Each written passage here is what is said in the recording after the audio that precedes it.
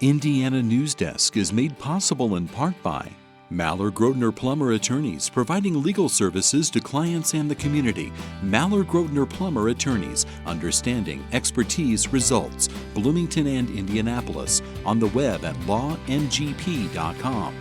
IU Center for Rural Engagement, extending IU Bloomington resources to improve Hoosier lives in partnership with communities and organizations. rural.indiana.edu.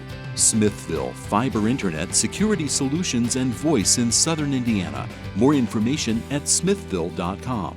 Bunger and Robertson, attorneys at law since 1949, utilizing experience, knowledge, and resources to help individuals and families recover in personal injury matters.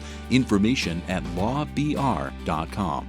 And by WTIU members. Thank you.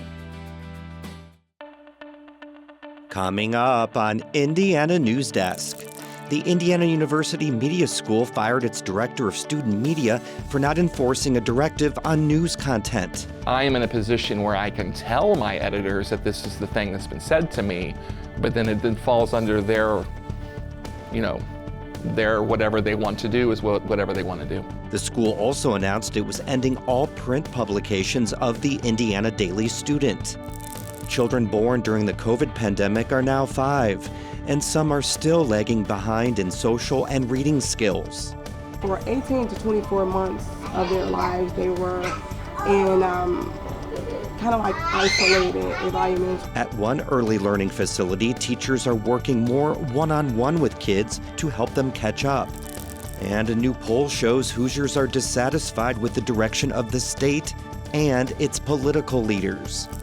We'll have these stories and more right now on Indiana Newsdesk.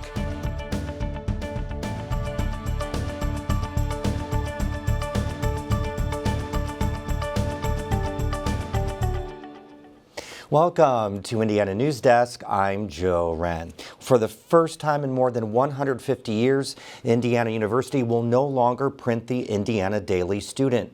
It wasn't the only shakeup at IU's media school on Tuesday.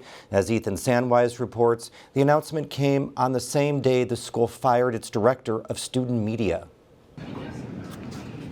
The IDS newsroom was as busy as ever Wednesday, despite the news. Reporters had been rushing to meet a deadline for their special homecoming edition, a paper which now will never be printed. What drives someone to pick up our paper is not the homecoming guide. They can find homecoming content anywhere. They're going to pick up the paper when they see it on the newsstand and see a really good story they can't find other places. But those news stories might be why there won't be a physical copy of the IDS this week. Media School Dean David Tolchinsky announced last night the campus leadership decided to end print editions. He said the decision was made to offer, quote, experiential opportunities more consistent with future media. But he announced that hours after he fired the director of student media, Jim Rodenbush. Rodenbush refused to enforce a media school directive that those special editions contain no news unrelated to the theme. He told higher-ups that amounted to censorship. I am in a position where I can tell my editors that this is the thing that's been said to me, but then it then falls under their whatever they want to do is whatever they want to do. After IU paid almost $1 million of the IDS's debt, it limited printing to 7 themed editions per semester.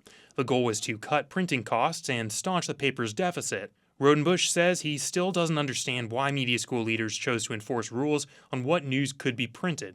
He said leadership first gave him those directions in September. That was really the first time where it was communicated to me that there can't be news, and that this isn't something that we're just talking about, but this is like a thing. He relayed those orders to IDS editors-in-chief last week. We had heard almost like rumors that we would soon be directed to stop publishing news in our print paper, but the October 7th was kind of the first official thing in writing we received. Co-editor-in-chief Andrew Miller says media school officials never spoke to the editors directly. We've tried, but we haven't. Whenever we've brought up the issue of the special editions, it's kind of been danced around. Neither the media school dean nor campus leadership responded to WFIU's request for an interview. But in an emailed statement, Bloomington Chancellor David Reingold said ending the print paper was a financial decision, quote, concerning the medium of distribution, not editorial content. Associate Professor of Journalism Susanna Evan Comfort disagrees. We have the IDS charter, which is very clear that it's editorially independent. But she doubts that IU intended for the move to quash IDS reporting. You can't have journalism without editorial independence, and I think that our leadership here knows that. I'm not suspicious that they are censoring a specific news article or a specific subject. To me, they know that's a bright line. Demanding the paper stop printing news raised a stir on campus and beyond. Student media organizations WIUX and IUS-TV have both issued statements opposing Rodenbusch's firing, as has the IU student government. Free speech organization FIRE, the Foundation for Individual Rights and Expression, described it as, quote, patently unconstitutional. Prominent IU alumni such as celebrity businessman Mark Cuban say they're not happy with IU.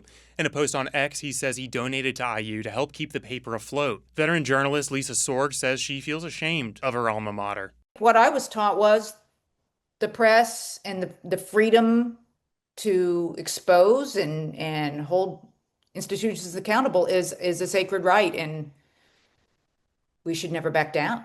Miller says the media school knows what it did is censorship, despite what it says. Jim explained to them so many times that this would be breaking the law, essentially. And I mean, I really see no way that would be possible. The IDS continues to publish news online. Its charter guarantees editorial independence and a full-time director of student media. IU hasn't said yet whether Rodenbusch will be replaced. For Indiana Newsdesk, I'm Ethan Sandweiss.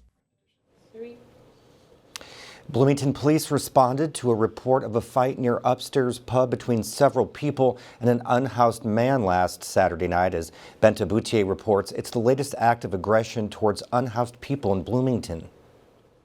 Bloomington police say by the time officers arrived at the scene Saturday night, the crowd had dispersed. Officers spoke with the unhoused man allegedly involved, Robert Ballard, but couldn't find anyone else involved. It's the second incident Ballard has been involved in recently. 3 young men and a minor were arrested for assaulting Ballard about a month ago. Bloomington Mayor Carrie Thompson says some of the recent assaults escalated after the victim instigated. I just want to talk to all of Bloomington and say, it is, first of all, it's not kind and it's not polite to ever tease anyone. And one of these altercations seems to have happened as a result of that. It's important that we treat everybody with dignity and respect. Last week, police arrested Stephen Dixon for the shooting death of Sean Allen Sullivan, another unhoused man. And last month, Randall DeBoer, a security guard patrolling Bloomington's public parks, was charged with assault with a deadly weapon for striking an unhoused man on the head with a baton.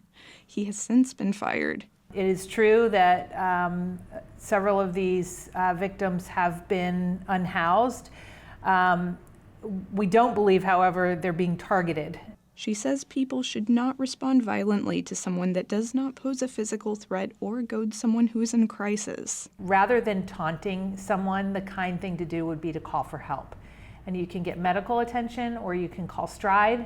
That's our 24-hour crisis line here in the city. And of course, if things are really escalating, call the police. For Indiana Newsdesk, I'm Benta Boutier. The city of Bloomington contracts with MSI Security to patrol its parks at night. The most recent contract for MSI service is for $370,000. Well, we're joined now by Olivia Wilson for more headlines from around the state. Welcome, Olivia. Thank you for having me, Joe. I'm happy to be here. A poll conducted for the Indiana Independent released this week shows 53% of Indiana voters said the state was on the wrong track.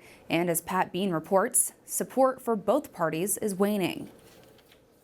In the 2024 general election, President Donald Trump won the state with 59% of the vote. Governor Mike Braun captured 55% of the vote. But according to the poll, neither has that support today. The president is viewed favorably by 42% of Hoosiers, while 49% view him unfavorably. The numbers are much worse for Braun. Well, Governor Braun is at 24. I mean, that is a 4-alarm fire number. 63% of Republicans did say the state is on the right track. But in a red state that has held a supermajority in both chambers of the state house for the past 2 decades, Gotch says that number is concerning. We've had Republican dominance for years. And I think what you're seeing there is that there are a good number of Republicans who also don't like the way things are going. Despite the lower poll numbers for Republicans, Gotch doesn't expect that to have a big impact in the midterm elections next year. Only 25% view the Democratic Party favorably. The numbers for the Democratic Party are not good. In fact, in some cases, they're worse. And so, it's one thing to say, well, people don't really like Republicans, but it's quite another to get people to start voting for Democrats. The poll also showed Hoosiers are against the mid-cycle redistricting being pushed by the White House. Vice President J.D. Vance has visited the state twice to encourage GOP legislators to redraw Indiana's U.S. House district maps. And while some lawmakers have been vocally supportive of the idea, Gotch says the risk of redrawing maps may not be worth it to many members. I think they're more likely to kind of slow foot this and run out the clock. And then at a certain point, the deadline passes and they say, well, we tried, we couldn't get it across the finish line. The reality remains that, despite the poll numbers, Indiana is likely to remain a state dominated at the State House by one party. Gotch, who ran for an Indiana House seat as an independent in 2022, would like to see Democrats or independents make some inroads in the state. Competition is what creates the forces at play that make our democracy better. And when we don't have that, our democracy gets worse. For Indiana Newsdesk, I'm Pat Bean. The poll of 604 respondents was conducted by the Republican research firm North Star Opinion, which also does work for the Republican National Committee. The Monroe County Council approved a $131 million budget Tuesday night. It includes significant cuts as the council had to adapt to massive reductions from the state and federal governments. The council was facing an $8 million shortfall at the start of the budget season. Now it has a surplus of about $400,000. We worked alongside you, taking robust public comment, and we heard you through emails, phone calls, text messages. And it was only through this teamwork that we rose to meet these challenges for the residents of Monroe County. Councilmember Marty Hawk was the only vote against the budget. The Monroe County Teachers Union is optimistic they're close to a new contract agreement with the County School Corporation. On Wednesday, teachers across the county gathered outside their schools, including at Bloomington High School North, to show solidarity for teachers and the union and to protest state funding cuts. Teachers have been without a new contract since this summer. I feel hopeful that we will reach a tentative agreement in the next couple of weeks with our administration. Once there is agreement, both sides must vote to ratify. Noble Kuchera says it's possible that an agreement will be voted on at the next school board meeting October 28th. Foundation and underground utility work continues on the Bloomington Convention Center expansion project, but the site of the proposed companion hotel across the street sits idle as city and Dora hospitality officials negotiate terms. The Capital Improvement Board's president proposed a 60-day deadline for a formal joint agreement with a path forward or seek alternate developers. The two parties are not prepared to make this report by the December CIB regular meeting. The CIB will consider the options available to it to fulfill its responsibility to select a host hotel. The city bought the land north of the existing convention center for $7 million as an option for the convention center expansion or hotel. The head of the Indiana Department of Environmental Management says the federal law that regulates air pollution in the U.S. desperately needs to be updated. As Indiana Public Broadcasting's Rebecca Thiel reports, Clint Woods spoke at a recent U.S. House hearing about the Clean Air Act. Woods says the Environmental Protection Agency often second-guesses Indiana's decisions, like permits it grants for facilities that pollute. He says this causes delays, threatening the state's ability to compete for business.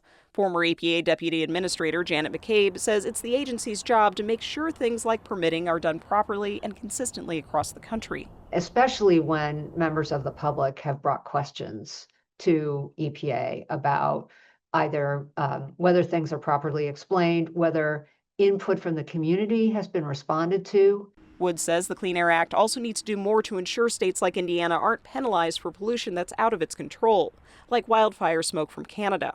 McCabe says it's important for the EPA to make sure wildfires are the cause of excess pollution and work to make that process more efficient. For Indiana Public Broadcasting, I'm Rebecca Thiel. 20 native trees will be added soon around Kirkwood Avenue and the downtown area. The $8,500 project calls for 6 trees to be replaced and 14 new trees to be planted. The trees will include redbuds, hawthorns, yellowwood, and American hornbeam. Eventually, with the canopy, it'll help reduce the heat island effects. People are more likely to spend time in our downtown area and support our local businesses, but as well as the beautification. People like trees. People are drawn to them. Another project underway is Bicentennial Tree Planting Round 3 that involves planting 380 new trees in the Bloomington area. Because of the warm and dry weather this fall, you can expect to see peak foliage nearly a year later than usual this year. Some tree species like sassafras and tulip have started to change color slightly, but most are behind in changing color. A lot of these very light greens would it would be just a few shades darker in a lot of the colors. So I mean, right now some species, a lot of the oaks and hickories haven't changed at all yet. And Joe, Major expects peak foliage coming around the last week of October and first week of November. And the change in colors also means peak tourist season in southern Indiana, especially there in Brown County. Thanks so much, Olivia. Coming up next on Indiana Newsdesk. A Bloomington line worker for Duke Energy is heading to Kansas City to compete in the International Linemen's Rodeo.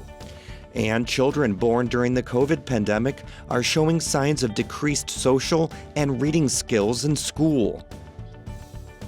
These stories and more right here on Indiana Newsdesk. Asking tough questions to those in power. There is this consensus that Democrats are somehow out of touch with the voters. All of us have to do a better job of seeing the very real pain that exists across this country. What did you make of the high degree of dysfunction within the Republican conference? I always felt that it was broken. And covering events as they unfold. This continues to be a dangerous situation. Almost everyone is either evacuated or lost a home in this fire.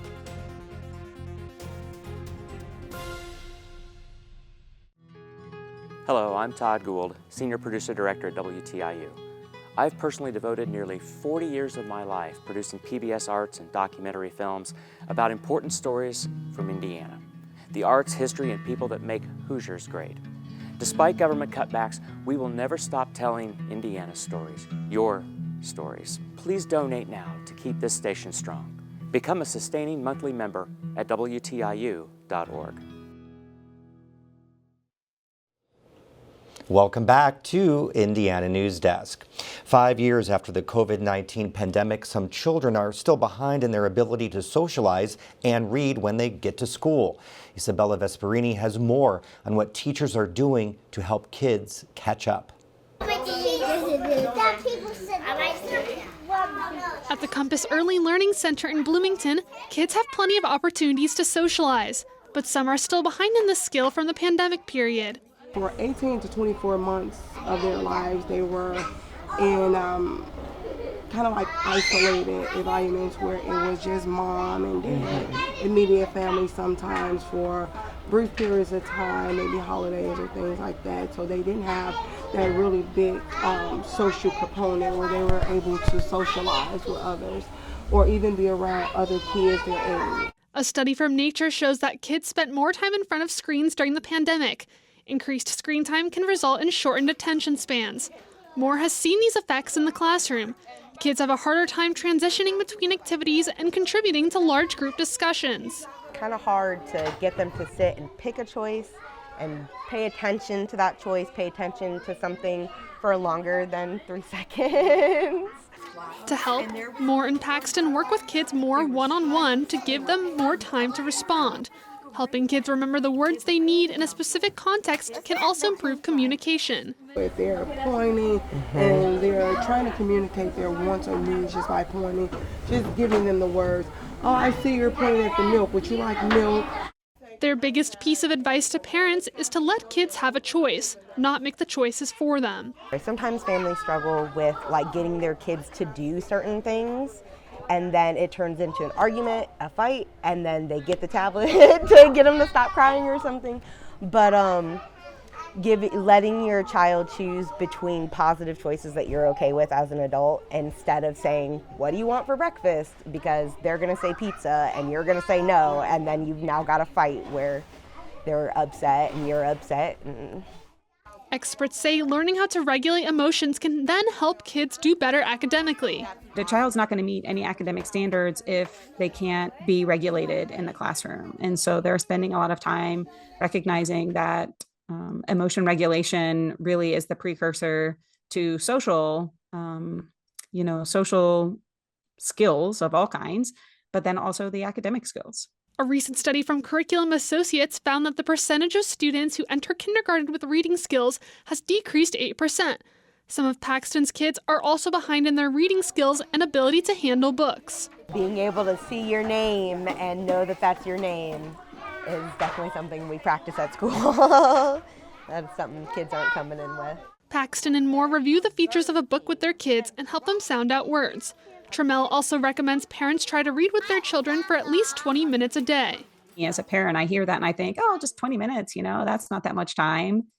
But it's hard to fit that time in unless you're really intentional about doing it. And so I think our kids are kind of getting less and less practice, particularly with physical books. Paxton and Moore say it's worth the extra time to teach kids how to socialize and keep them engaged. It is a lot of work for us, for teachers, to plan and do all the things to make sure that we're following their interest and making sure that they have the materials available, but that's why we're here.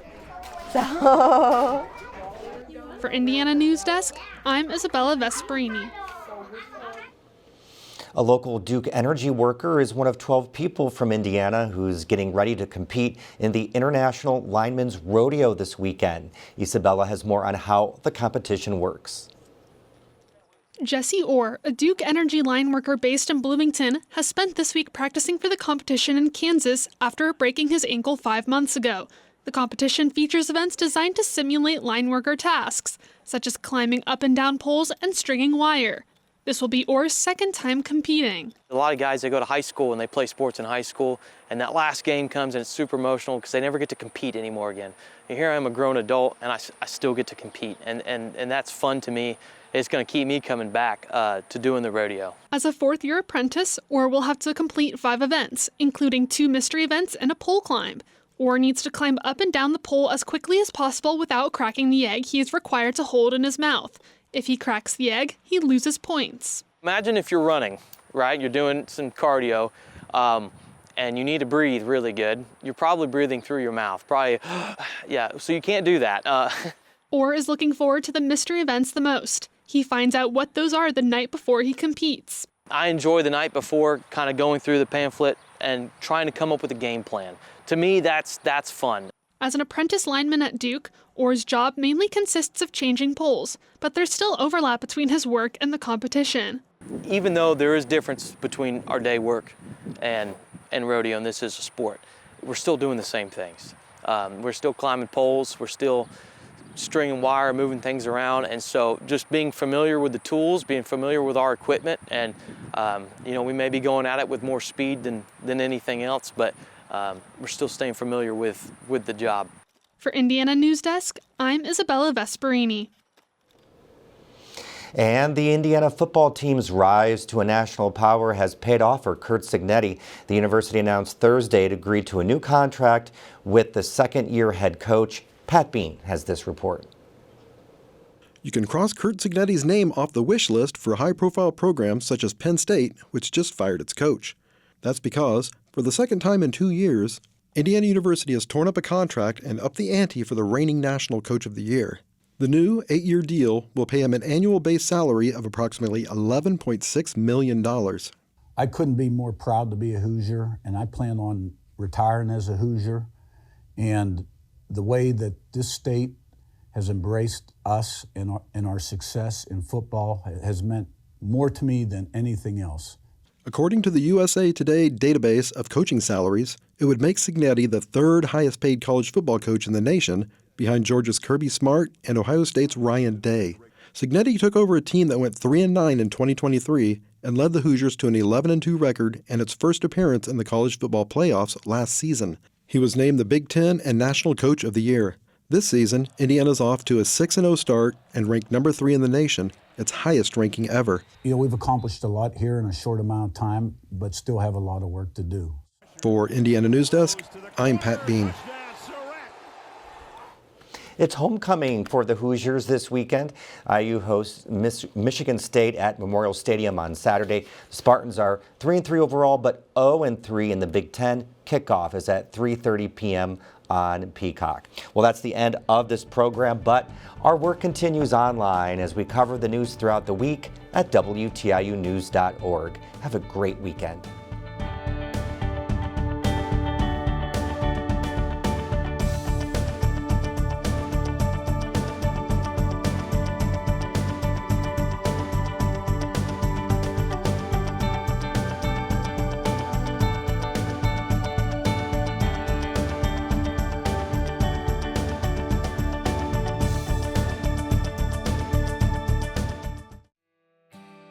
Indiana Newsdesk is made possible in part by Maller Grotner Plummer Attorneys, providing legal services to clients and the community. Maller Grotner Plummer Attorneys, understanding, expertise, results. Bloomington and Indianapolis, on the web at lawngp.com.